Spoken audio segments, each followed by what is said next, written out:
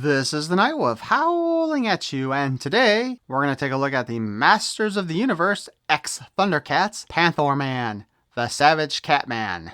He's totally just a repaint of Battle Catman. That's it. Review over! Anyway. On the back of the box, we see not all ThunderCats are good, as Panthor-Man finds an ally in Skeletor in his plans to overthrow Lion-O as Lord of the ThunderCats. Except for Lion-O wasn't on frickin' Eternia at the time. So really, it should have been overthrow He-Man or King Randor or whatever. Anyway, let's go ahead and open this repaint up.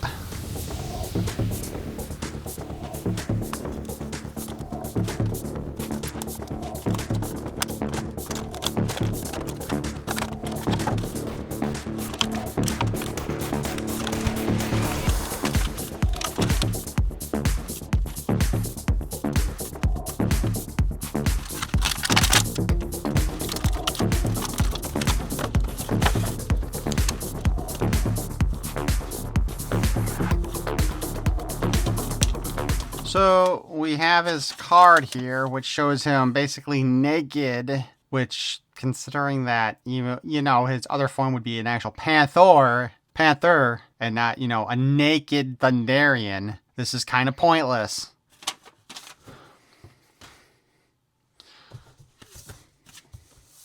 He also comes with a collector's card instead of a mini comic, because, they told a really crappy story in 2 volumes.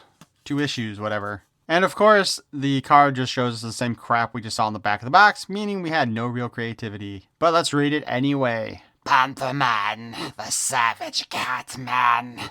Not all ThunderCats are good, as Panthor-Man finds an ally in Skeletor in his plans to overthrow Lion-O as Lord of the ThunderCats. That being said, I kind of feel like the wording here is really awful too. But let's go ahead and take a look at the same figure we reviewed a while ago.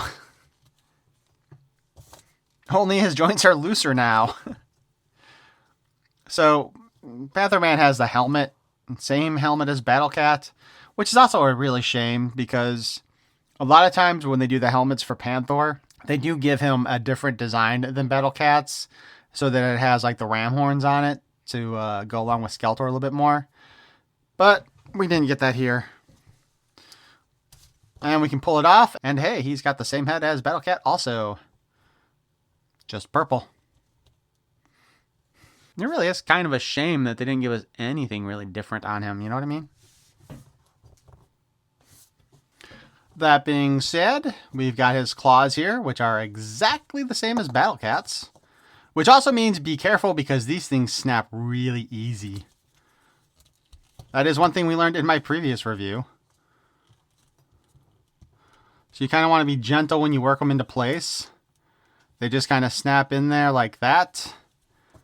That's not really much of a snap though either. Because if you actually snap it in there, you'll probably snap them, period. So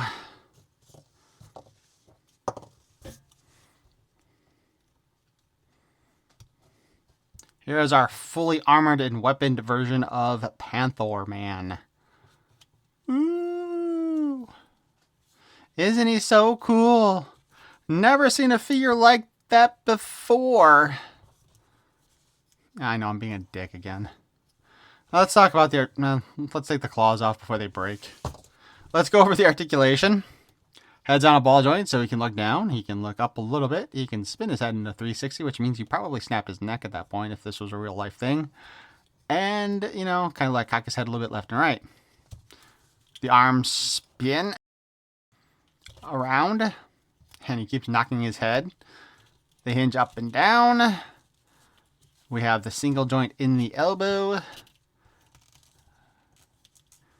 The hand spins at 360 and has in and out articulation on both of them. By the way, if you were wondering, well, I don't know why. We already went over this with the little paper thing. Everything comes off, right? So he can just be a naked Panthor-Man. Because he doesn't transform into a panther because he's a toy. Which honestly, that'd be kind of cool. 360 spin at the waist because of the way the skirt piece is designed. It's either going to go with his waist when you spin it, or you have to push it far enough down to where it doesn't go with the waist. Even then, I still have to hold my finger on there. And as you can see, we're already kind of popping him off by doing it that way.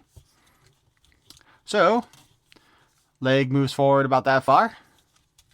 Moves back about that far. We have a less than 90-degree kick here in the knee. We can spin it because there's a pin in there. Boot cut, spins all around. Hinge the ankle up and down. This is a super loose joint on this figure. Spin it this way also, all around. So, yeah, that's kind of terrible, honestly.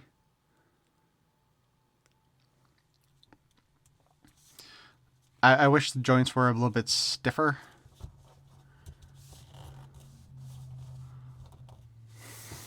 You know, seriously, at the very least, it would have been nice if they had given us at least a different helmet for this guy. Because really, it's just so cheap how they did this, you know. The entire third wave is nothing but repaints. And although technically this is a new character, whose shoulder pauldron has become an elbow guard instead, on the one side, he's just... it's nothing big deal, you know? It's just kind of sad. Like, this is the crossover line people have been wanting for years, and it feels like Mattel just shit all over it overall, you know? Like, it's fine to give us the Panthor-Man, since, you know, we do have a Battle Cat Man, but some changes would have been nice. Some of the other characters would have been nice, you know? We still have the 3 mutants who could have been made into figures. Yeah, Sly would have been a little bit more difficult, but both Monkey and Jackal Man could have been easily done in this line. Of course, Wily Kit and Wily Cat would have been a more difficult case to do. And let's not forget, we have the other Thundercats, Pumaira, Bengali, the Blind Guy. We also could have seen a Tila, a Man-at-Arms. I'm not sure how they would have done those two in Thunderian forms, but I would have liked to have seen it. But again, like I said, just shit this one away big time. And it's a damn shame. It really is. But why don't you guys let me know what you think in the comments below. And if you did enjoy this review, please feel free to claw at that like button. If you want to hear more of my nonsense in the future, you can subscribe also. Thank you for watching. Peace and love.